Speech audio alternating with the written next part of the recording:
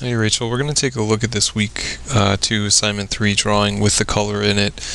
I think this is off to a good start with some nice shadows in place, and I think a few textures that are really working out well with the mark making, the stone in particular. But I do think we're running into a lot of issues where the paper is still creating a lot of bleeding issues.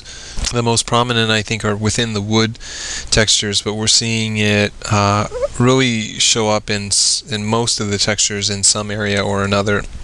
But I think what it does for the wood texture makes the texture itself difficult to get a handle on, and I think that anytime that starts to become an issue, it's time to figure out a way to resolve it. And I think for here you just have to go out and get more paper. It's really only going to get worse as we work through these assignments, because you're going to be layering more color on top of one another, and so I think you need to see more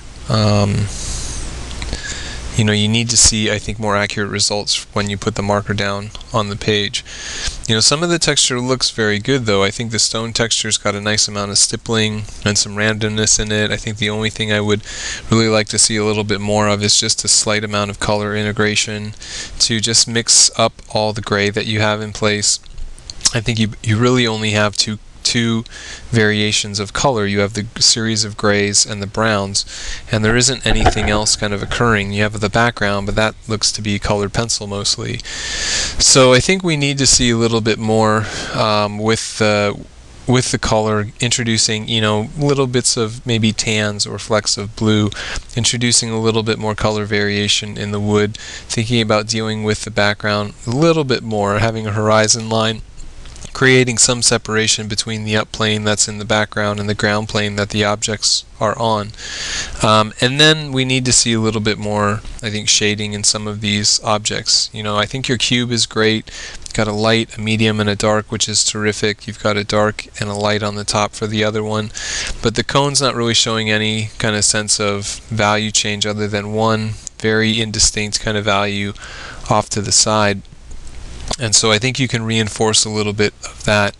But I think ultimately for me what it comes down to is really getting more clarity in these drawings. And because of the bleeding issues, because of the blurriness of the marker, you can see areas in so many places where it's just very fuzzy. I think we need to see a little bit more being done to get it to refine more.